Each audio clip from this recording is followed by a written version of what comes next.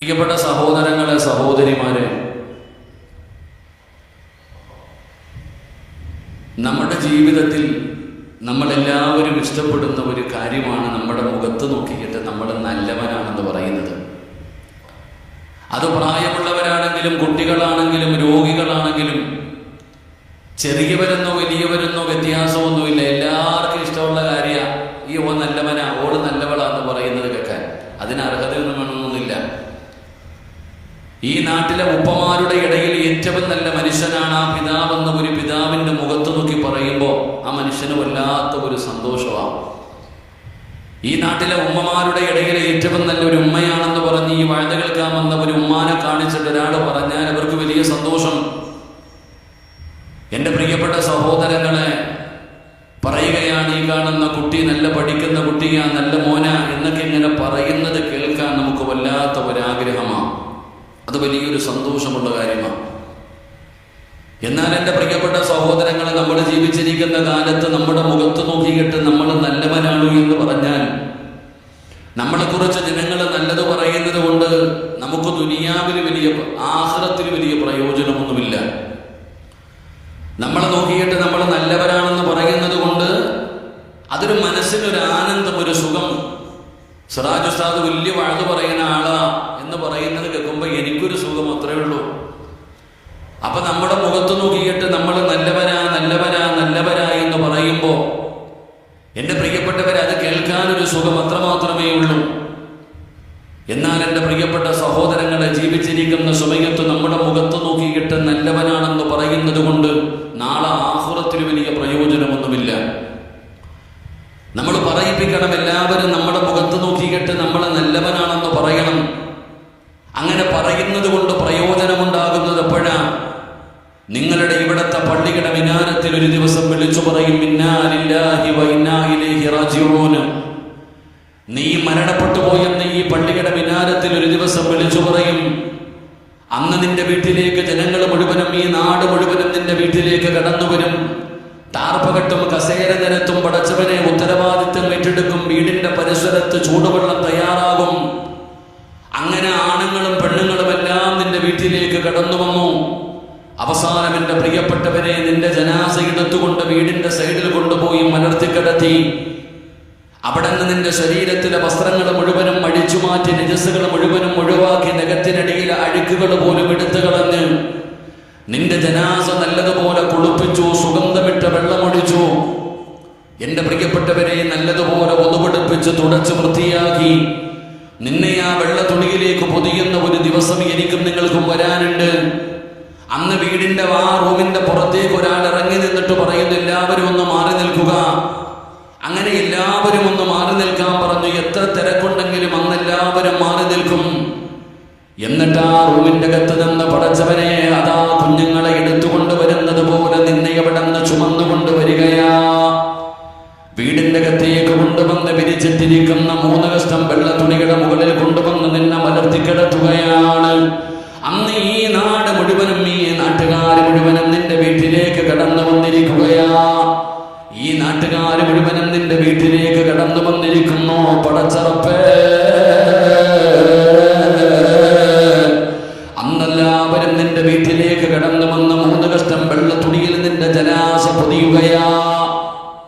ആ ജനാസ കാണാമെന്ന് 40 പേര് പറയുകയാണ്, നീ നല്ലവനാണ്, ഈ വാപ്പ നല്ല വാപ്പയാണ്, ഈ ചെറുപ്പക്കാരൻ നല്ല ഒരു ചെറുപ്പക്കാരനാണ്, ഈ ഉമ്മ അല്ലാഹുവിനെ ഭയന്ന് ജീവിച്ചിരുന്ന ഒരു ഉമ്മയാണ്.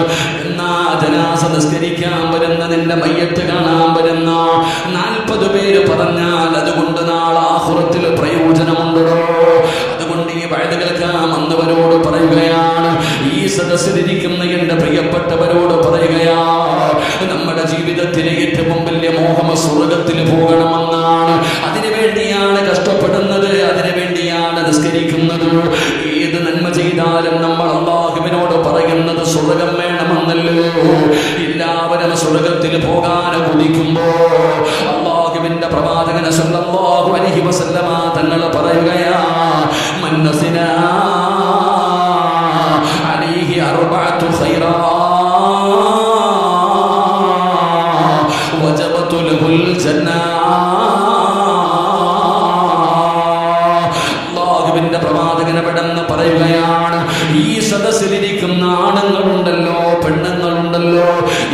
സദസ്സിലിരിക്കുന്ന ഒരാൾക്ക് സ്വർഗം നിർബന്ധമാണ്. സ്വർഗത്തിൽ പോകുമെന്നല്ല പറഞ്ഞത്, സ്വർഗം ലഭിക്കുമെന്നല്ല പറഞ്ഞത്. ഈ വയത് കേൾക്കാൻ വന്നിരിക്കുന്ന ആണുങ്ങളും പെണ്ണുങ്ങളും മനസ്സിലാക്കേണ്ട ഒരു കാര്യം എന്തെന്നറിയുമോ? അല്ലാഹുവിന്റെ പ്രവാചകൻ എവിടെന്ന് പറയുകയാ, നമ്മളിൽ ഒരാൾക്ക് സ്വർഗം നിർബന്ധമാ, നമ്മളിൽ ഒരാൾക്ക് സ്വർഗം നിർബന്ധമാ. ആർക്കാണ് സ്വർഗം നിർബന്ധമാകുന്നതെന്നറിയുമോ? ഈ വയത് കേൾക്കാൻ വന്നവര് മുഴുവനും അതാ ഒരു മനുഷ്യനെ കാണിച്ചിട്ട് പറയുകയാണ്, ആ മനുഷ്യൻ നല്ലവനാണെന്ന് പറയുന്നവനല്ല.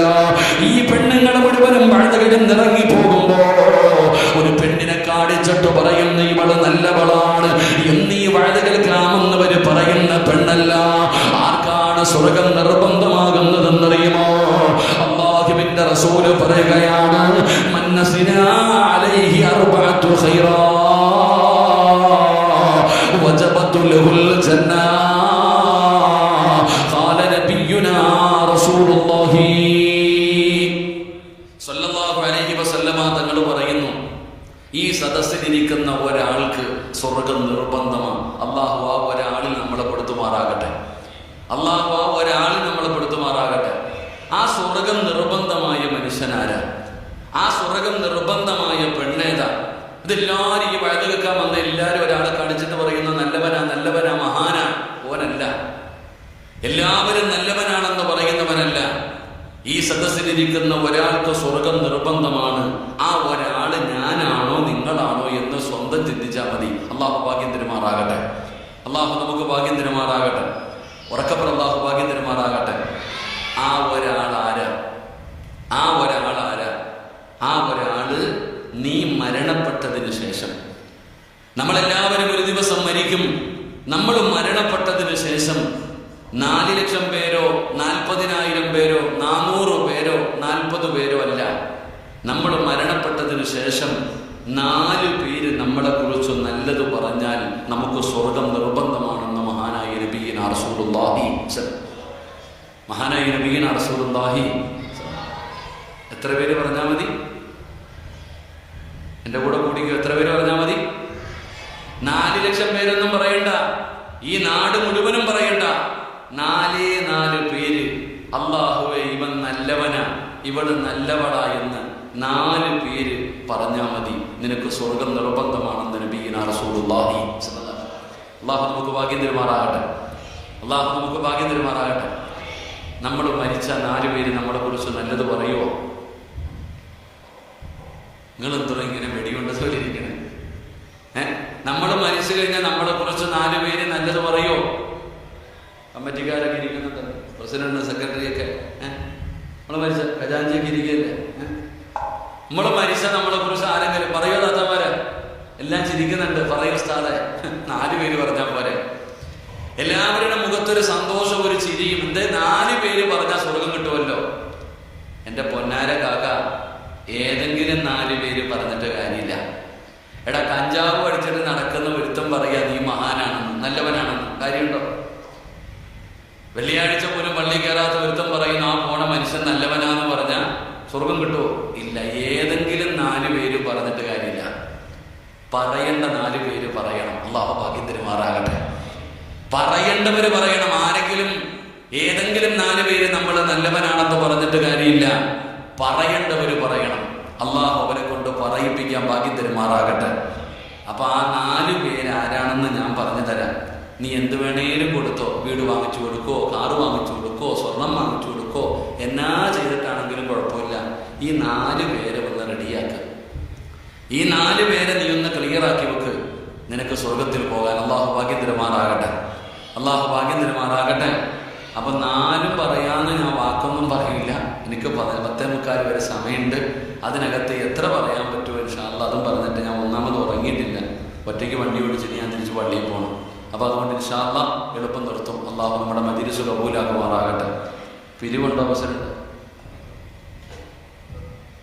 പിരിവുണ്ടെന്നാ പറയുന്നത്. നിങ്ങളൊക്കെ മാക്സിമം പിരിഞ്ഞിരിക്കുക. ഇനിയിപ്പോൾ ഞാനിപ്പോൾ എന്ത് ചെയ്യാം? ഏറ്റവും ഞാനിനി പിരിക്കാന്ന് പറഞ്ഞാൽ നമ്മൾ ഈ റോഡിലൂടെ പോകുമ്പോൾ കരിമ്പ് ജ്യൂസ് അടിക്കണ വിഷയം കണ്ടിട്ടുണ്ടോ? ആ ചങ്ങാതിയുടെ അടുത്ത് പോയിട്ട് പറയുക ഒരു ജ്യൂസ് വേണം, ഓനൊരു 2 കരിമ്പെടുത്ത് ആ മെഷീനകത്തോട്ട് കയറ്റും. തിരിച്ചും മറിച്ചും തിരിച്ചും മറിച്ചും തിരിച്ചും മറിച്ചും അങ്ങോട്ടും ഇങ്ങോട്ടും ഇട്ട് അടിക്കും. അങ്ങനെ അതിനകത്ത് ഊറ്റിയെടുക്കാനുള്ളതെല്ലാം ഊറ്റിയെടുക്കും. എന്നിട്ട് ഓനെല്ലാം കൂടെ ഇങ്ങനെ മടക്കും. നമ്മൾ വിചാരിക്കും കളയാനായിരിക്കുന്നു. ഓനെല്ലാം കൂടെ അങ്ങനെ ചുരുട്ടി വെച്ചിട്ട് ഒരു ചെറിയ ഇഞ്ചി ഒരു നാരങ്ങ കഷ്ണം എടുത്ത് അതിനകത്ത് വെച്ചിട്ട് വീണ്ടും ഒരു അടിയുണ്ട്. അള്ളാഹു കാത്തുരക്ഷിക്കുമാറാകട്ടെ. പിരിവെന്ന് പറഞ്ഞാൽ അതാ. അതുകൊണ്ട് ഞാൻ അടിക്കൊന്നുമില്ല. അള്ളാഹു ബർക്കത്ത് ചെയ്യുമാറാകട്ടെ. ഈ ഫാന് ജസ്റ്റ് ഒന്ന് തിരിച്ചു വയ്ക്കാം. ഞാൻ ഇരുന്നോട്ടെ. ഇപ്പം ഇരുന്നോട്ടെ, ഇരുന്ന് പ്രസംഗിച്ചോട്ടെ.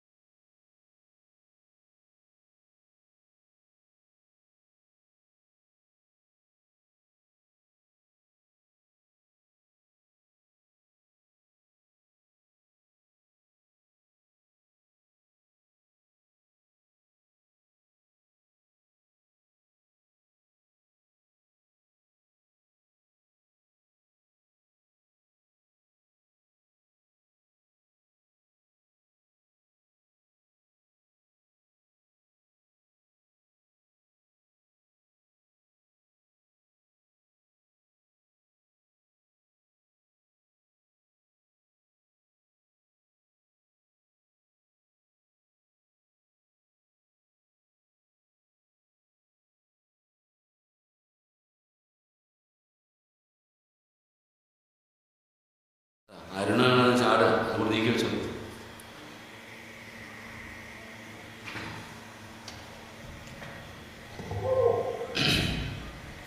അള്ളാഹു നമ്മുടെ മജ്‌ലിസ് പരിപൂർണമായി അള്ളാഹു സ്വീകരിക്കുമാറാകട്ടെ. അപ്പം പുറത്തേക്കണേ ഞാൻ നിന്ന് കാലി അടക്കി കേട്ടാ വെരിക്കോസിന്റെ രോഗമൊക്കെ വരും. വെറുതെ പുറത്തു നിന്ന് സമയം കളയണ്ട, ഒന്നീ പൊക്കോളി. ആ പുറത്തു നിൽക്കുന്ന ചങ്ങായിയുടെ ജീവിതത്തിലെ ഏറ്റവും വലിയ ആഗ്രഹം സ്വർഗത്തിൽ പോകണമെന്നാണ് അല്ലേ? റോഡിൽ നിൽക്കുന്നവരുടെ നമ്മുടെയൊക്കെ ആഗ്രഹം എന്താ? എവിടെ പോകണമെന്നാ? നിങ്ങൾ എന്തോ എൻ്റെ അടുത്തൊരു പിണക്കമുള്ളതുപോലെ ഇരിക്കണം, വാശി കാണിക്കണവരെ വാശി കൊല്ലണ്ട. നമ്മുടെയൊക്കെ ആഗ്രഹം എവിടെ പോകണമെന്നാ? ഈ പുറത്ത് നിൽക്കണ ചങ്ങായിയുടെ ആഗ്രഹം എവിടെ പോകണമെന്നാ? സ്വർഗത്തിൽ പോകണം. കണ്ണിൻ്റെ മുമ്പിൽ സ്വർഗം കണ്ടിട്ട് കയറുന്നില്ല. കണ്ണിൻ്റെ മുമ്പിൽ സ്വർഗം കണ്ടിട്ട് കയറുന്നില്ല.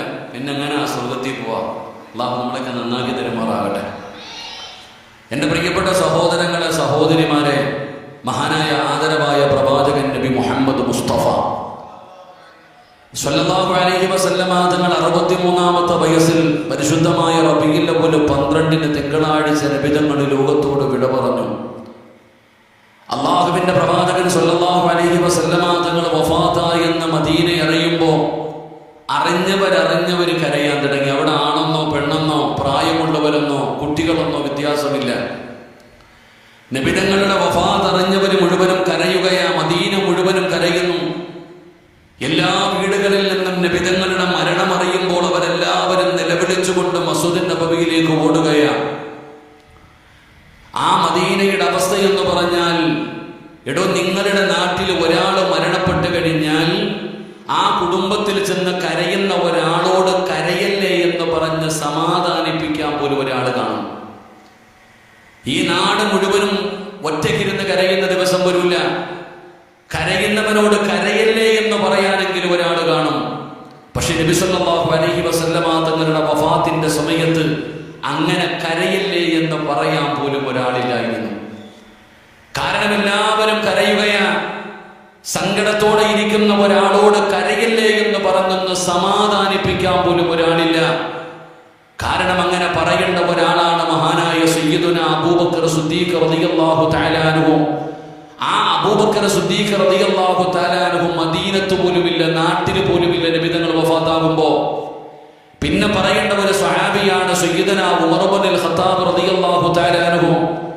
ആ ഉമർ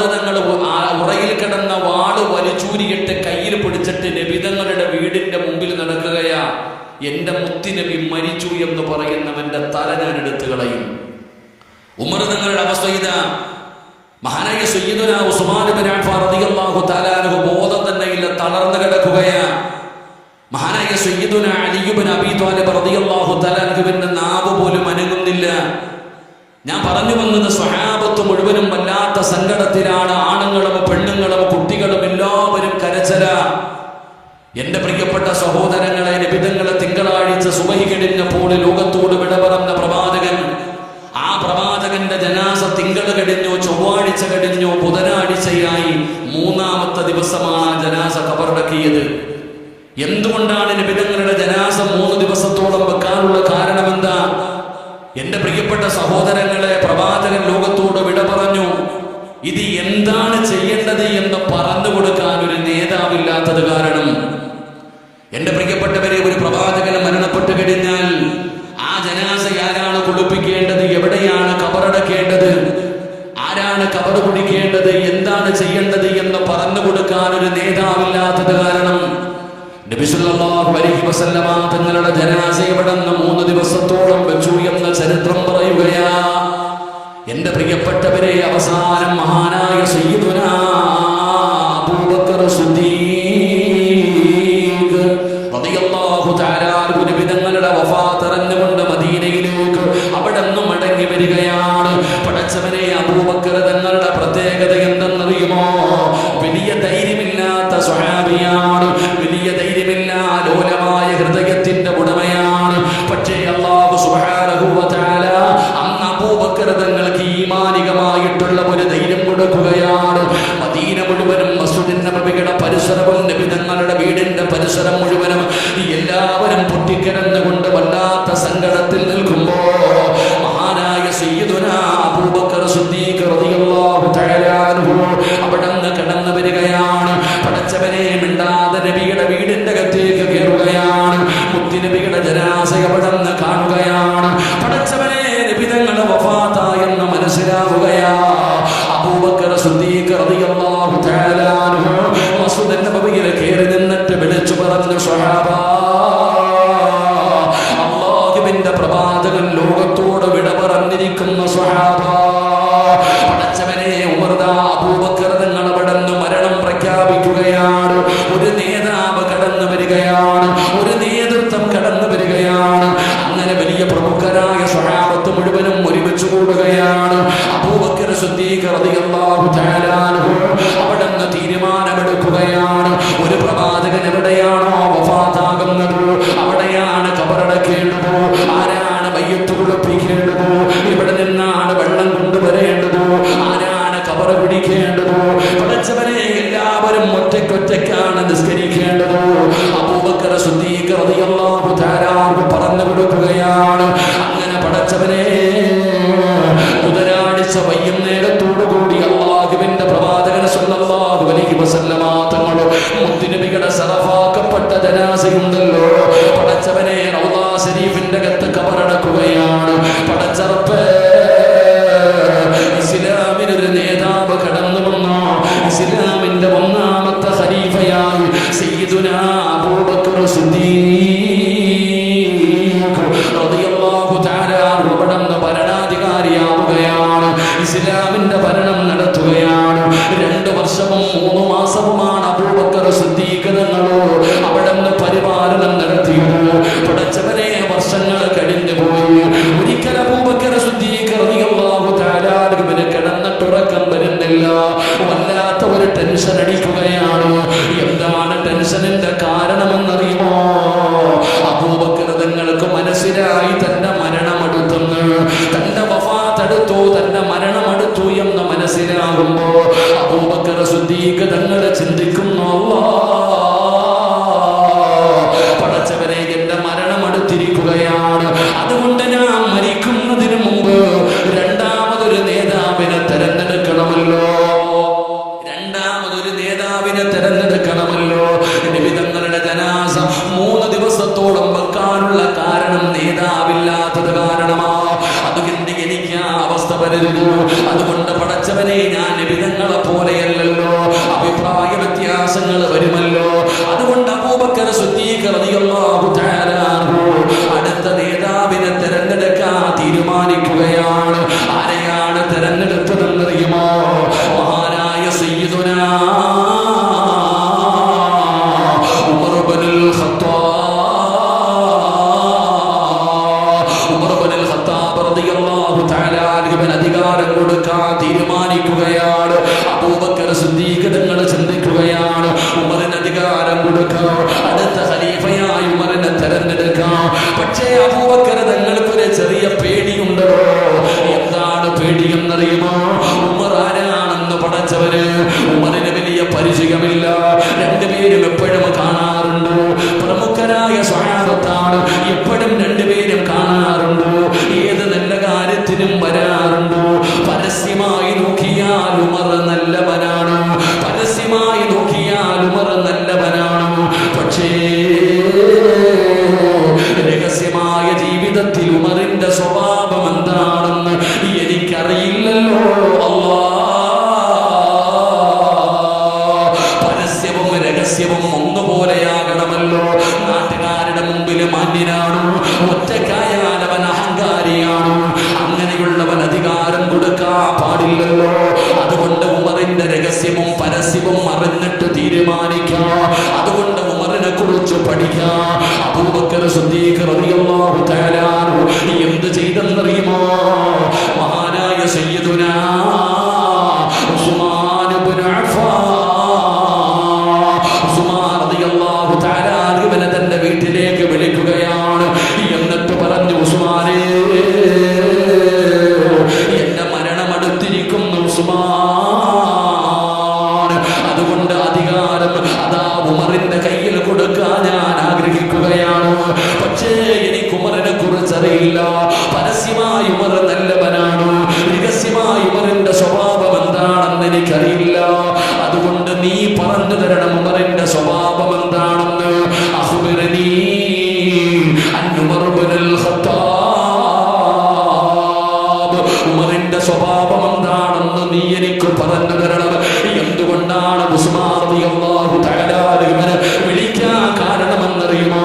ഉസ്മാൻ തങ്ങളോട് ചോദിക്കാനുള്ള കാരണം എന്തെന്നറിയുമോ?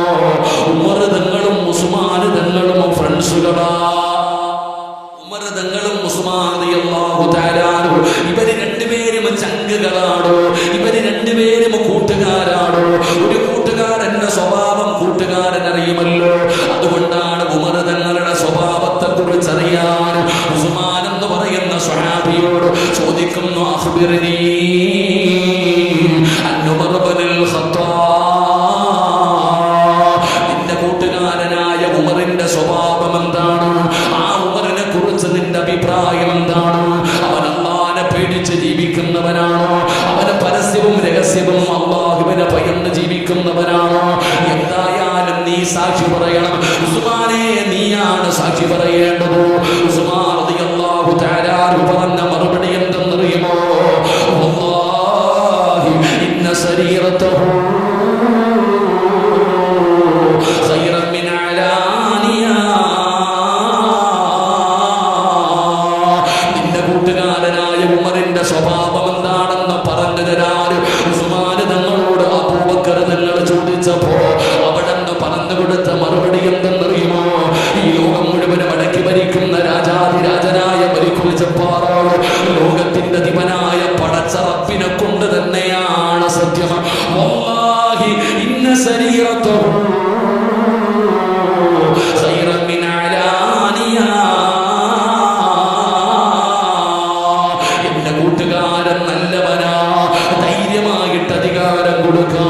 ഉമർ നല്ലവനാണ്, ഉമർ പടച്ചവനെ പേടിച്ച് ജീവിക്കുന്നവരാണ്.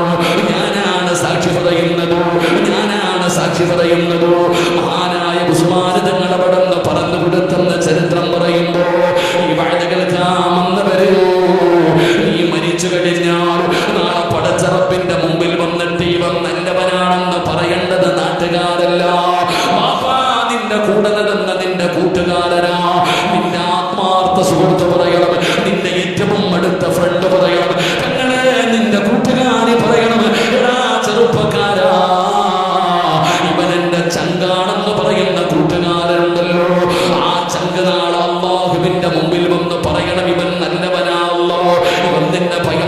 വിളിച്ചവനാ അല്ലാഹ്, സ്വർഗ്ഗം കൊടുക്കണേ അല്ലാഹ് എന്ന് നിന്റെ കൂട്ടുകാരൻ നാളെ പടച്ചവനോട് പറയണം. ചെറുപ്പക്കാരാ, അതുകൊണ്ട് വെള്ളിയാഴ്ച രാവിലെ ഒരുമിച്ച് കൂടിയ വാപ്പയോട് ചോദിക്കട്ടെ, സ്വന്തം മനസാക്ഷിയോട് ചോദിക്കൂ, ഇങ്ങനെ പടച്ചറപ്പിന്റെ മുമ്പിൽ വന്ന് നീ നല്ലവനാണെന്ന് പറയാറ് ഒരു നല്ല ഫ്രണ്ട് നിനക്കുണ്ടോ വാപ്പാ? ഒരു നല്ല കൂട്ടുകാരനുണ്ടോ ചെറുപ്പക്കാരാ? ഉമ്മമാരേ, ഒരു നല്ല കൂട്ടുകാരി നിനക്കുണ്ടോ? ചെറുപ്പക്കാരാ, പറയുമല്ലോ ഇവനെന്റെ ചങ്കാട്, ഇവനെന്റെ കരളാട്. കൂട്ടുകാരെ നോക്കിയിട്ട് പറയുമല്ലോ, എടാ ചങ്കെന്ന് പറഞ്ഞാൽ ആരെന്നറിയുമോ? ഫ്രണ്ട് എന്ന് പറഞ്ഞാൽ ആരെന്നറിയുമോ? നിനക്ക് ഞാൻ രണ്ട് കൂട്ടുകാരെ പറഞ്ഞു തരാ. ഉഹദിന്റെ രണാങ്കണത്തിൽ യുദ്ധം നടക്കുന്നതിന്റെ തലേ ദിവസമുണ്ടല്ലോ, മഹാനായ അബ്ദുല്ലാഹ് ഇബ്നു ജഹ്ശ് റളിയല്ലാഹു തആല അൻഹു, ആ സ്വഹാബിക്ക് വീടിന്റെ അകത്ത് കിടന്നിട്ട് ഉറക്കം വരുന്നില്ല. പാതിരാത്രി ഇറങ്ങുകയാണ്, വീട്ടിൽ നിന്ന് ഉറക്കത്തിൽ നിന്ന് എഴുന്നേൽക്കുകയാണ്. മഹാനായ അബ്ദുല്ലാഹ് ഇബ്നു ജഹ്ശ് റളിയല്ലാഹു തആല അൻഹു തന്റെ ഫ്രണ്ടായ സഅദ് ഇബ്നു അബീ വഖാസ് റളിയല്ലാഹു തആല അൻഹു തന്റെ കൂട്ടുകാരന്റെ വീട്ടിലേക്ക് പാതിരാത്രി ചെന്നിട്ട് വിളിക്കുന്നു, സഅദ് ഉറങ്ങല്ലേടാ സഅദ്, കിടന്നുറങ്ങല്ലേ സഅദ്, ഇറങ്ങി വാടാ സഅദ്. സഅദ് ഇബ്നു അബീ വഖാസ് എന്ന് പറയുന്ന തന്റെ കൂട്ടുകാരനെ രാത്രി വിളിച്ചിറക്കുകയാണ്. അമ്പലപ്പറമ്പിൽ പോകാനല്ല, ഗാനമേള കേൾക്കാനല്ല, പടച്ചവനെ കാമുകിയുടെ വീടിന്റെ പുറത്താള് വരുന്നു എന്ന് കാവല് നിൽക്കാനല്ല, കടത്തിണ്ണയിൽ പോയിരുന്ന് മൊബൈലിൽ കളിക്കാനല്ല. സഅദ് ഇബ്നു അബീ വഖാസിനോട് പറയുന്നു, ഇറങ്ങി വരാറ്. തന്റെ ഫ്രണ്ടിനെ പാതിരാത്രി വീട്ടിൽ നിന്ന് വിളിച്ചിറക്കുകയാണ്. ഒന്നുകൊടുക്കടാ സഅദ്, ഒന്നുകൊടുക്കടാ സഅദ്. എന്നിട്ട് രണ്ടുപേരും കൂടെ മരുഭൂമിയുടെ ഒരു ഭാഗത്തേക്ക് കടന്നു ചെല്ലുകയാണ്. ആരാരുമില്ലാത്ത ഒരു ഭാഗത്ത് നിന്നിട്ടു രണ്ടുപേരും കൂടെ മുസല്ല വിരിച്ചു, രണ്ടുപേരും കൂടെ നിസ്കരിക്കുകയാണ്. നമസ്കാരം കഴിഞ്ഞപ്പോ അബ്ദുല്ലാഹ് ഇബ്നു ജഹ്ശ് തങ്ങൾ പറഞ്ഞു, സഅദ്, നാളെ നമ്മൾ ഉഹദിന്റെ രണാങ്കണത്തിൽ പോവുകയാണ്. ഇനി കാണുമോ എന്നറിയില്ല, ഇത് നമ്മുടെ ജീവിതത്തിൽ അവസാനത്തെ രാത്രിയാ. ഇനി നമ്മൾ രണ്ടുപേരും കണ്ടുമുട്ടണമെന്നില്ല. അതുകൊണ്ട് സഅദ്, നിനക്ക് എന്താണോ വേണ്ടത് നീ ഇവിടെ ഇരുന്നിട്ട് ദുആ ചെയ്യൂ, ഞാൻ ആമീൻ പറയാ. എനിക്ക് വേണ്ടത് ഞാൻ അല്ലാഹുവോട് പറയാ, നീ എനിക്ക് വേണ്ടി ആമീൻ പറയണം. രണ്ടുപേരും തീരുമാനിക്കുകയാണ്. എന്നിട്ട് പറഞ്ഞു, സഅദ് നീ ദുആ ചെയ്യടാ. സഅദ് ഇബ്നു അബീ വഖാസ് റളിയല്ലാഹു തആല അൻഹു പടച്ചറപ്പിന്റെ ദർബാറിലേക്ക് തന്റെ കരങ്ങൾ ഉയർത്തിയിട്ട് ദുആ ചെയ്യുകയാണ്. അല്ലാഹുവേ, നാളെ ഉഹദിന്റെ രണാങ്കണത്തിലേക്ക് കടന്നു ചെല്ലുമ്പോൾ അല്ലാഹുവേ, ഒരു യോദ്ധാവിനെ എനിക്ക് എതിരാളിയായി തരണം പടച്ചവരെ. എനിക്ക് അവനെ പരാജയപ്പെടുത്തണം തമ്പുരാനും. എന്നെ നീ ജീവനോടെ മടക്കണേ അല്ലാഹ്. സഅദ് ഇബ്നു അബീ വഖാസ് റളിയല്ലാഹു തആല അൻഹു രണാങ്കണത്തിൽ ചെന്നിട്ട് ഒരു ശത്രുവിനെ പരാജയപ്പെടുത്തണം, എന്നിട്ട് എന്നെ ജീവനോടെ മടക്കണേ എന്ന് ദുആ ചെയ്യുമ്പോ അബ്ദുല്ലാഹ് ഇബ്നു ജഹ്ശ് തങ്ങൾ അവിടെ ആമീൻ പറയുകയാണ്. എന്നിട്ട് സഅദ് ഇബ്നു അബീ വഖാസിനോട് പറഞ്ഞു, ഇനി ഞാൻ ദുആ ചെയ്യാം, നീ എന്റെ ഫ്രണ്ടാണ്, നീ എനിക്ക് വേണ്ടി ആമീൻ പറയണം. എന്താണ് ദുആ ചെയ്തതെന്നറിയുമോ? അല്ലാഹുവേ, നാളെ ഉഹദിന്റെ രണാങ്കണത്തിലേക്ക് കടന്നു ചെല്ലുമ്പോ എന്നെക്കാളും ആരോഗ്യമുള്ള, എന്നെക്കാളും യോദ്ധാവായ ഒരു എതിരാളി എനിക്ക് തരണേ അല്ലാഹ്. അവനെന്റെ കൈ രണ്ടും വെട്ടിമുറിക്കണേ അല്ലാഹ്, അവനെന്റെ കാല് വെട്ടിമുറിക്കണേ അല്ലാഹ്, അവനെന്റെ മൂക്ക് മുറിച്ചെടുക്കണേ അല്ലാഹ്, അവനെന്റെ ശരീരം മുഴുവനും വെട്ടി നുറുക്കണേ അല്ലാഹ്. അവന് കരുണയില്ലാത്തവനാകണം തമ്പുരാന്, അവൻ മനുഷ്യത്വമില്ലാത്തവനാകണം തമ്പുരാന്. എന്റെ ചെവി മുറിച്ചെടുത്തിട്ട് അവന് കെട്ടി തൂക്കിയിടണേ അല്ലാഹ്. എന്നെ ജീവനോടെ മടക്കല്ലേ അല്ലാഹ്. സഅദ് ഇബ്നു അബീ വഖാസിന്റെ കണ്ണ് നിറയുകയാണ്. പടച്ചവനെ, വല്ലാത്ത ഒരു ദുആയായിരുന്നല്ലോ. രണ്ടുപേരും പിരിയുകയാണ്. ഉഹദിന്റെ രണാങ്കണത്തിൽ യുദ്ധം കഴിഞ്ഞല്ലോ. സഅദ് ഇബ്നു അബീ വഖാസ് പറയുന്നു, അൽഹംദുലില്ലാഹ്, എന്റെ ദുആ അല്ലാഹു സ്വീകരിച്ചല്ലോ. ഏറ്റവും വലിയ യോദ്ധാവിനെ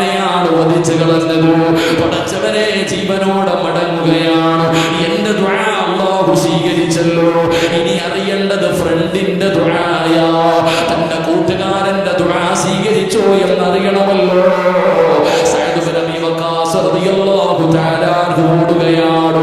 ഉഹദിന്റെ രണാങ്കണത്തിലൂടെ ഓടിച്ചെല്ലുമ്പോൾ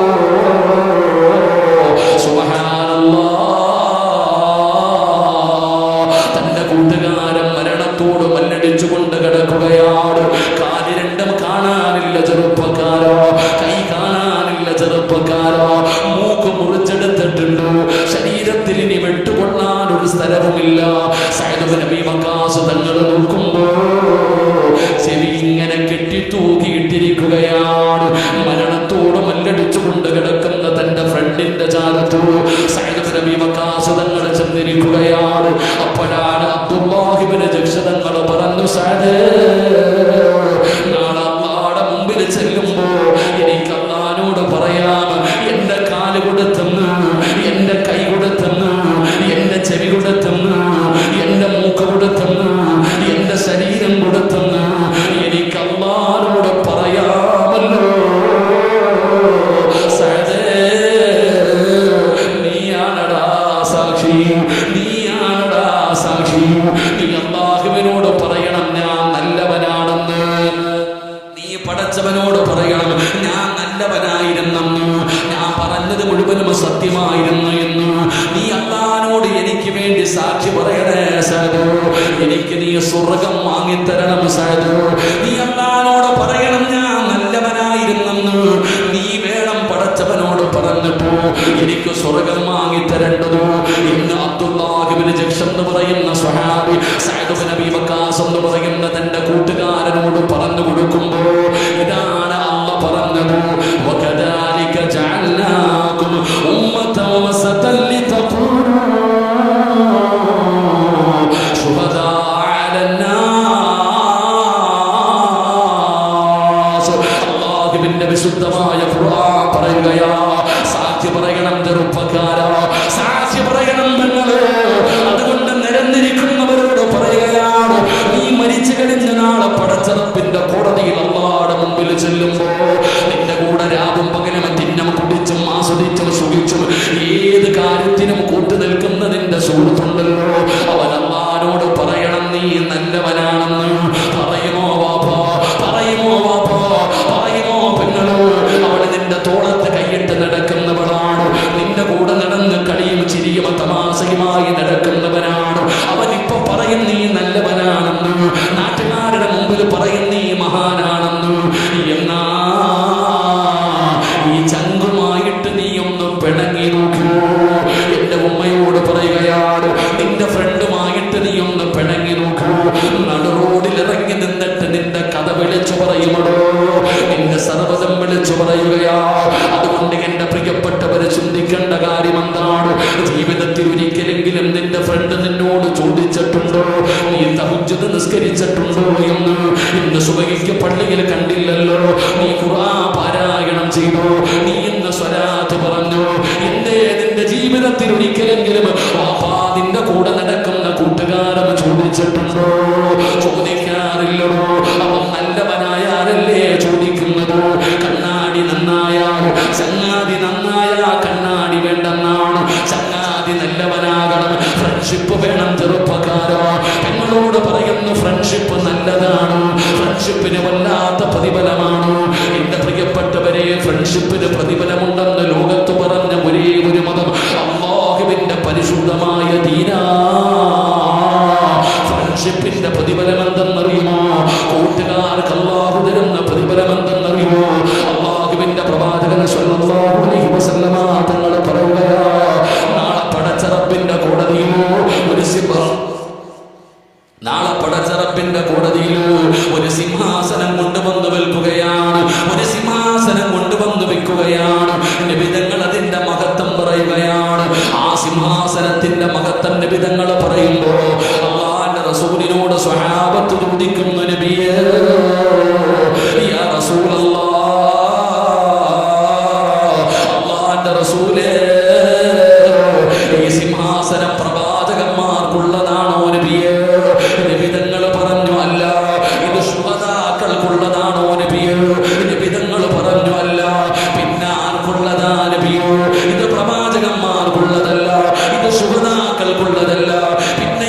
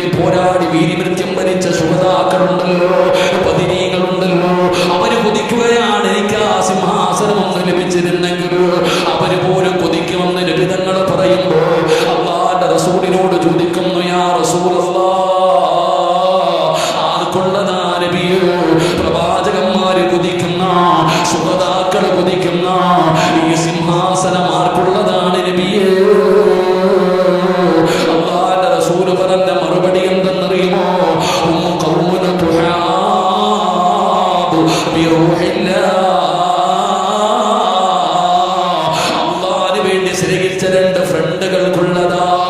ആ സിംഹാസനത്തിലിരിക്കുന്നതാരെന്നറിയോ? രണ്ട് കൂട്ടുകാരാടാ, ചെറുപ്പക്കാരാ, പെങ്ങളെ, രണ്ട് കൂട്ടുകാരികളോ. അവർ സ്നേഹിച്ചത് അല്ലാഹുവിന് വേണ്ടിയാ. വല്ലാത്ത പ്രതിഫലമാണോ. ഒറ്റയ്ക്ക് നടക്കല്ലോ, ഫ്രണ്ട്സുകളുമായി ചേർന്ന് നടക്കൂ, നല്ല കൂട്ടുകാരെ തെരഞ്ഞെടുക്കൂ. എന്താണ് പ്രതിഫലമെന്നറിയുമോ? നല്ല കൂട്ടുകാർക്ക് അല്ലാഹു കൊടുക്കുന്ന പ്രതിഫലം എന്തെന്നറിയുമോ?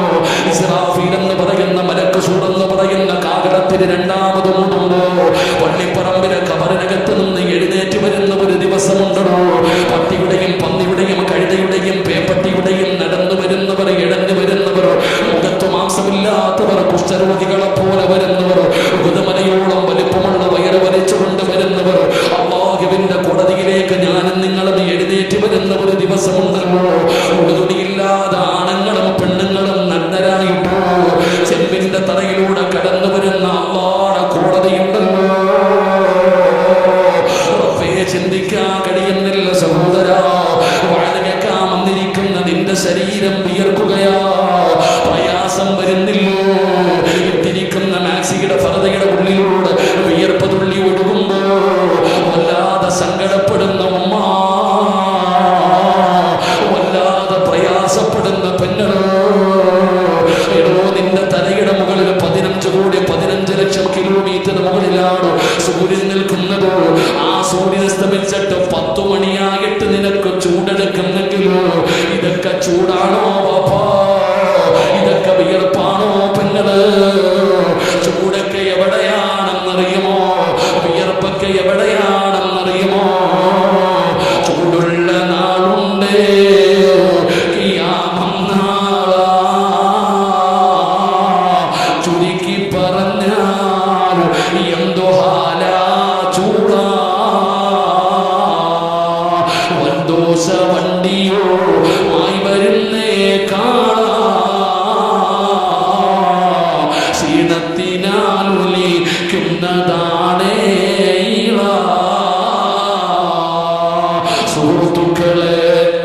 സുഹൃത്തുക്കളെ തിളയ്ക്കുന്നതാണേ മൂള. അമലൊന്നുമില്ല തങ്ങു ചെന്ന കോള.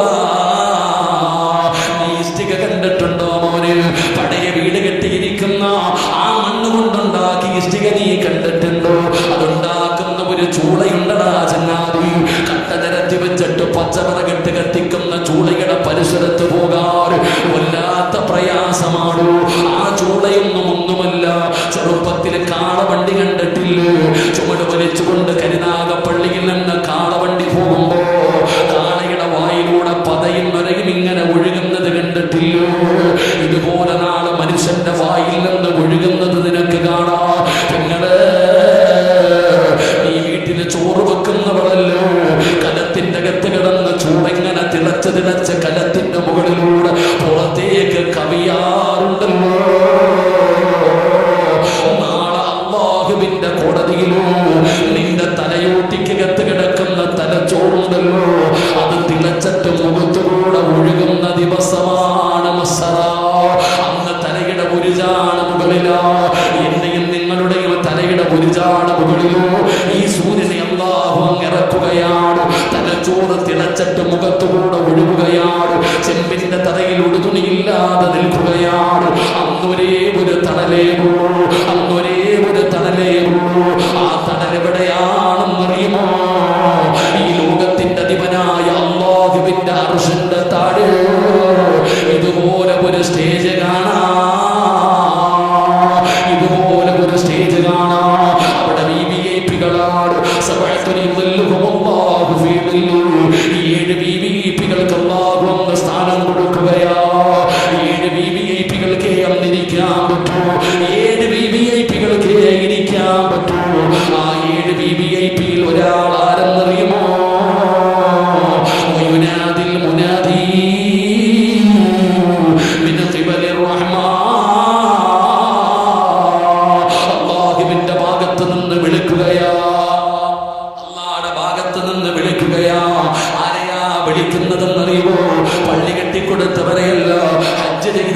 പ്രതിഫലമല്ലോ, ഖുർആൻ പഠിച്ചവന്റെ പ്രതിഫലമല്ലോ, സദഖ കൊടുക്കുന്നവന്റെ പ്രതിഫലമല്ലോ, നോമ്പ് പഠിച്ചവന്റെ പ്രതിഫലമല്ലോ. അല്ലാ കോടാടി കൂടി വരുന്ന ജനങ്ങൾ മുഴുവനും നാളെ അല്ലാഹുവിന്റെ കോടതിയിൽ നിൽക്കുമ്പോ വിവിഐപിയെ പോലെ അല്ലാഹു രണ്ടുപേരെ വിളിക്കുകയാണ്. ആരെയാണ് വിളിക്കുന്നതെന്നറിയോ? അല്ലാഹുവിന് വേണ്ടി സ്നേഹിച്ച രണ്ട് കൂട്ടുകാരാ വാപ്പാ, അല്ലാഹുവിന് വേണ്ടി സ്നേഹിച്ച രണ്ട് കൂട്ടുകാരാ ചെറുപ്പക്കാരാ അമ്മമാരേ. അവര് സൗന്ദര്യം കണ്ട് കൂടിയതല്ല, അവര് പണം കണ്ട് കൂടിയതല്ല, അധികാരം കണ്ട് കൂടിയതല്ല. അവര് രണ്ടുപേരും അല്ലാഹുവിന് വേണ്ടി സ്നേഹിച്ചവരാ. അതുകൊണ്ട് ചെറുപ്പക്കാരോട് പറയുകയാണ്, നല്ലവന്റെ കൂടെ നടക്കടാ മോനെ. നീ നല്ലവനാ, നീ നിസ്കരിക്കുന്നവനാ, നീ നല്ല കാര്യങ്ങൾ ചെയ്യുന്നവനാ. പക്ഷേ നടക്കുന്നത് കഞ്ചാവടിച്ച് നടക്കുന്നവന്റെ കൂടെയാണ്, മയക്കുമരുന്ന് ഉപയോഗിക്കുന്നവന്റെ കൂടെയാണ്, കൊട്ടേഷൻ സംഘത്തിൽ നടക്കുന്നവന്റെ കൂടെ നടക്കുകയാണ്. എന്തിനാടാ നീ അവന്റെ കൂടെ നടക്കുന്നത്? അവനെന്റെ ഫ്രണ്ടാണ്. പെങ്ങളെ ഫർദയിൽ ഹിജാബ് വിട്ട് അല്ലാഹുവിനെ പേടിച്ച് നടക്കുന്ന പെണ്ണ്, 3-4 സിമ്മുമായി നടക്കുന്ന ഇവരുടെ കൂടെ എന്തിനാണ് നടക്കുന്നതെന്ന് ചോദിക്കുമ്പോ അവൻ എന്റെ ഫ്രണ്ടാണ്, അവൾ എന്റെ ഫ്രണ്ടാ. വേണ്ടടാ ചെറുപ്പക്കാരാ, ഈ മോശമായ കൂട്ടുകെട്ട് നിനക്ക് വേണ്ടടാ. കരയേണ്ടി വരും ചെറുപ്പക്കാരാ.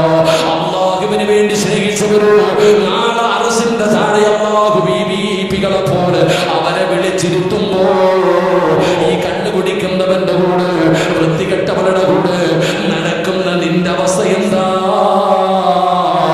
യാ ലൈതനീ ലം അത്തഖിദു ഫുലാന ഖലീലാ. അല്ലാഹുവിന് വേണ്ടി സ്നേഹിക്കണം, നല്ല ആൾക്കാരുമായിട്ട് കൂട്ടുകൂടി നടക്കണം. നല്ല ആൾക്കാരുമായി കൂട്ടുകൂടി നടന്നാൽ നീയും അവനും നാളെ അല്ലാഹുവിന്റെ അർശിന്റെ താഴെ റബ്ബ് നിനക്കൊരു സ്ഥാനം തരുമെന്ന് മഹാനായ നബിയുനാ റസൂലുള്ളാഹി സ്വല്ലല്ലാഹു അലൈഹി വസല്ലം. അല്ലാതെ നീ എന്താണ്, നീ നിസ്കാരം ഉണ്ടല്ലോടാ, നീ പള്ളിയിൽ വരുമല്ലോ, നീ എന്താ കഞ്ചാവിന്റെ കൂടെ നടക്കണം? ഫ്രണ്ടാ ഉസ്താദ്, അവൻ എന്റെ ഫ്രണ്ടാ, എന്റെ പ്രിയപ്പെട്ട സഹോദരി. നീ എന്തിനാണ് ഇവളുടെ കൂടെ നടക്കണേ? ആ പെണ്ണ് എവിടെങ്കിലും പോകട്ടെ, നീ കാവല് നോക്കാൻ പോയതല്ലേ? നീ കാവല് നിൽക്കാൻ പോയത്, അവള് ഓള് കാമുകന്റെ കൂടെ നിന്നപ്പോ നീ കാവല് നിൽക്കാൻ പോയത് ഫ്രണ്ടല്ലേ ഉസ്താദെ? എടോ, ഇങ്ങനെ ഫ്രണ്ടെന്ന് പറഞ്ഞ് നടന്നാൽ നാളെ പടച്ച റബ്ബിന്റെ കോടതിയിൽ ഒരു തല്ല് കാണാം. രണ്ടും കൂടെ നിന്നിട്ട് യാ ലൈതനീ ലം അത്തഖിദു ഫുലാനൻ ഖലീല. എടാ പഹയ, നിന്റെ കൂടെ കൂടാതിരുന്നിരുന്നെങ്കിൽ, നിന്റെ കൂടെ ഞാൻ കൂടാതിരുന്നതിന് മതിയായിരുന്നു പടച്ചവനെ എന്ന് ശപിക്കുമെന്ന് അല്ലാഹുവിന്റെ വിശുദ്ധ ഖുർആൻ. അല്ലാഹു നമുക്ക് ഈമാൻ നൽകി അനുഗ്രഹിക്കുമാറാകട്ടെ. ഞാൻ പറഞ്ഞു വന്നത്, നീ നല്ലവനാണെന്ന് പറയേണ്ട ഒന്നാമത്തെ ആള് നാട്ടുകാരൊന്നുമല്ല, കുടുംബക്കാരൊന്നുമല്ല, നിന്റെ കൂടെ രാവും പകലും കാനായി പഠിച്ച് കിടക്കണം നിന്റെ ഫ്രണ്ട്. അല്ലാഹു ഈമാൻ തരുമാറാകട്ടെ, അല്ലാഹു ഈമാൻ തരുമാറാകട്ടെ, അല്ലാഹു ഈമാൻ തരുമാറാകട്ടെ. അങ്ങനെ ഒരു ഫ്രണ്ട് ഉണ്ടോ? അവനവൻ ചിന്തിക്ക്. നാളെ അല്ലാഹുടെ മുമ്പിൽ ചെന്നിട്ട് അല്ലാഹ് ഇവന് സ്വർഗം കൊടുക്കണം, ഞാൻ സാക്ഷി പറയുന്നു എന്ന് പറയാൻ ഒരു നല്ല ഫ്രണ്ട് ഉണ്ടോ? ഇപ്പം വേണമെങ്കിൽ അവൻ പറയും നീ അല്ലാഹുവാണെന്ന് പറയും, നീ മഹാനാണെന്ന് വേണമെങ്കിലും പറയും. നീ ഒന്ന് പിണങ്ങി നോക്കിക്കേ, ഒരു സാമ്പത്തിക ഇടപാടോ എന്തെങ്കിലും പറഞ്ഞൊന്ന് പിണങ്ങി നോക്കിക്കേ. പിന്നെ പത്രത്തിൽ പരസ്യം കൊടുത്ത പോലെ നിന്റെ കഥ ഈ നാട് മുഴുവനും അറിയും. അതാ നിന്റെ ഫ്രണ്ട്. ഇവിടെ നല്ലവരുമായിട്ട് കൂട്, നല്ലവരുമായിട്ട് കൂട്, നല്ലത് പറയുന്നവരുമായി കൂട്. മോശമായ സ്വഭാവമുണ്ടോ അവനെ ഒഴിവാക്കിക്കണം. ഇവിടെ നല്ല പിണങ്ങാൻ പാടില്ല. ഒരാളെ 3 ദിവസത്തിൽ കൂടുതൽ ഒരാളോട് പിണങ്ങിയിരിക്കാൻ പാടില്ല. പക്ഷെ നിന്റെ കൂട്ടുകാരൻ കഞ്ചാവ് അടിക്കുന്നുണ്ട്, എത്ര ഉപദേശിച്ചിട്ട് അവൻ നന്നാവുന്നില്ല. വെറുത്തേക്കണവനെ, വിട്ടേക്കണവനെ. ആ അള്ളാഹുവിന് വേണ്ടി സ്നേഹിക്കണം, അള്ളാഹിന് വേണ്ടി പിരിയുകയും വേണം. അള്ളാഹു നമുക്ക് ഈമാൻ നൽകുമാറാകട്ടെ. മോശമായ 2-3 സിമ്മുമായിട്ട് കൂട്ടുകാരി ആമിനെ ഇങ്ങനെ നടക്കുക. എടി ഇതൊക്കെ എടി ആവശ്യമുള്ള പണിയല്ലടി, വൃത്തികേടാടി, ഇല്ല നീ കൂടെ എൻ്റെ കൂടെ കുടിക്കും, ഓടി ഇതിൻ്റെ പണി നോക്കി വിട്ടേക്കണം. നല്ലവരുമായിട്ട് നടക്കുക. ഇത് കുട്ടികൾ മനസ്സിലാക്കേണ്ട. ഇന്നെല്ലാം കഞ്ചാവും ഇപ്പം അടിക്കത്തില്ല, ഇവൻ അവൻ്റെ കൂടെ നടക്കും. എടാ ചങ്ങായി, നിനക്കറിയോ കള്ളുകുടിയനോട് സലാം പോലും പറയാൻ പാടില്ല. കള്ളുകുടിയനുള്ള വീട്ടിൽ പോലും മക്കളെ കെട്ടിച്ചു കൊടുക്കാൻ പാടില്ല. കള്ളുകുടിയന്റെ കൂടെ നടക്കാൻ പാടില്ല. കള്ളുകുടിയനെ സഹായിക്കാൻ പാടില്ല. അവൻ രോഗിയായി പോയി കിടന്നാൽ പോലും കാണാൻ പോകാൻ പാടില്ല. അതാണ് കള്ളുകുടി, കഞ്ചാവടി, മയക്കുമരുന്ന്. അള്ളാഹു ഉമ്മത്തിനെ കാത്തുരക്ഷിക്കുമാറാകട്ടെ. അള്ളാഹു നമ്മുടെയൊക്കെ കാത്തുരക്ഷിക്കുമാറാകട്ടെ. ആമീൻ പറ, ആമീൻ പറ. പണ്ട് ആണുങ്ങൾ മാത്രം പഠിച്ചുകൊണ്ടിരുന്നത്, ഇപ്പൊ പിള്ളേരടിക്കാതെ ഇറങ്ങിയിട്ടുണ്ട്. ഇപ്പൊ കൊച്ചുകുട്ടികൾ വരെ ഈ അടുത്ത കാലത്ത് കഴിഞ്ഞ 1 മാസത്തെ പഠനം പറയുന്നത്, ഈ ഇതിനടിറ്റായവർക്ക് വേണ്ടി ചികിത്സ നടത്തുന്ന സ്ഥലങ്ങളിൽ 20 വയസ്സിന്റെ താഴെ പ്രായമുള്ളവരുടെ എണ്ണം കൂടുതലാണ്. കഴിഞ്ഞ ഒരു മാസം അധികവും പെൺകുട്ടികളാണ്. അള്ളാഹു കാത്തിരശികമാറാകട്ടെ. പെൺകുട്ടികളാണ് ഇപ്പോൾ അധികമായിട്ട്. നമ്മൾ ശ്രദ്ധിച്ചു നോക്കി എത്ര അതപ്പതിച്ചു പോയിരിക്കുന്നു, ഏതൊരവസ്ഥയിലേക്ക് പോയിരിക്കുന്നു. ഇതെല്ലാം മോശമായ കൂട്ട്. നമ്മൾ നല്ലവരുടെ കൂടെ നടക്കണം. നിന്നെ വീടി വലിക്കാൻ പഠിപ്പിച്ച ആരാ? നാലുചേക്ക് വീടി വലിക്കുന്ന ആൾക്കാരില്ലേ? ആരാ പഠിപ്പിച്ചേ? കൂട്ടുകാരൻ കുറ്റിവീഴി എടുത്തിട്ട് പറഞ്ഞു ഒരു വരി വലിയ ഒരു പുകയടേ, അവരാ പഠിപ്പിച്ചേ. നിന്നെ സിനിമയ്ക്ക് പോകാൻ പഠിപ്പിച്ചാരാ? നീ ഒറ്റയ്ക്ക് പോയതാ? നിന്റെ ഫ്രണ്ട്. വീട്ടിൽ കള്ളം പറയാൻ പഠിപ്പിച്ചാരാ? കള്ളത്തരങ്ങൾ പഠിപ്പിച്ചാരാ? എല്ലാം നമ്മുടെ ഫ്രണ്ട്. അപ്പൊ ആ ഫ്രണ്ട് നല്ലവനാണെങ്കിലോ എത്രയോ നല്ലതാ. അള്ളാഹു നമ്മളെയൊക്കെ നന്നാക്കി തരുമാറാകട്ടെ. അള്ളാഹു നമ്മളെയൊക്കെ നല്ല കൂട്ടുകാരുടെ കൂട്ടത്തിൽ നമ്മളെ പെടുത്തുമാറാകട്ടെ. അള്ളാഹു നമ്മളെ നല്ല കൂട്ടുകാരുടെ കൂട്ടത്തിൽ പെടുത്തുമാറാകട്ടെ. നാളെ അവിടെ കാണാൻ വെച്ച് കണ്ടാ പറഞ്ഞേക്കണം ഞാൻ നല്ലവനാണെന്ന്. അള്ളാഹു നമ്മൾ അങ്ങനെ ആക്കി തരുമാറാകട്ടെ. അള്ളാഹു നമ്മൾ അങ്ങനെ ആക്കി തരുമാറാകട്ടെ. പറയൂലേ? പറയോ? നാളെ അവൻ പറയും. പ്രായമുള്ളവരൊന്നും പറയൂല. നാളെ അവിടെ വെച്ച് കണ്ടാൽ ഇവിടെ നമ്മുടെ കൂട്ടുകാരെ നമ്മുടെ സ്വർഗത്തിലേക്ക് വിളിച്ചു കൊണ്ടുപോകണം. അള്ളാഹു ഭാഗ്യം തരുമാറാകട്ടെ. അപ്പൊ 4 പേരിൽ ഒന്നാമത്തെ ആള് നിന്റെ ഫ്രണ്ട് തന്നെയാണ്. അള്ളാഹു നല്ല കൂട്ടുകാരുടെ കൂട്ടത്തിൽ നമ്മളെയൊക്കെ പെടുത്തുമാറാകട്ടെ. 2 ബോറടിക്കണ്ട. 10 മണിയാണ്. കറക്റ്റ് 10 മണി ടൈമാണ്. ടൈം ടു ടൈമിലേക്ക് വണ്ടി പോണത് കറക്റ്റാ. ഇൻഷാ അല്ലാഹ് ഒന്നുകൂടെ പഠിച്ചിട്ട് നമുക്ക് പിരിയാം. അള്ളാഹു ഭാഗ്യം തരുമാറാകട്ടെ. അള്ളാഹു ഭാഗ്യം തരുമാറാകട്ടെ. 2ാമത്തെ ആളാരാ?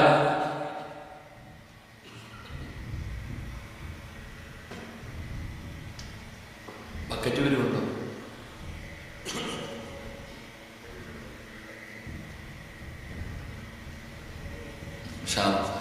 രണ്ടാമത്തെ ആളാരാ? എന്റെ പ്രിയപ്പെട്ടവരെ, ഒന്നാമതായി നമ്മളെ കുറിച്ച് നല്ലത് പറയേണ്ട ആള് നമ്മുടെ കൂട്ടുകാരനാ. 2ാമത്തെ ആളാരെന്നറിയുമോ? മഹാനായ സയ്യിദുനാ ഉമർ ഇബ്നു അബ്ദുൽ അസീസ്. ഉമർ ഇബ്നു അബ്ദുൽ അസീസ് റളിയല്ലാഹു തആല അൻഹുവിന്റെ ചരിത്രം എടുത്ത് വായിക്കണം ചെറുപ്പക്കാരാ. സമയം കിട്ടുമ്പോ ഉമർ ഇബ്നു അബ്ദുൽ അസീസ് ആരാണെന്ന് നീ ഒന്ന് വായിച്ചു നോക്കണം.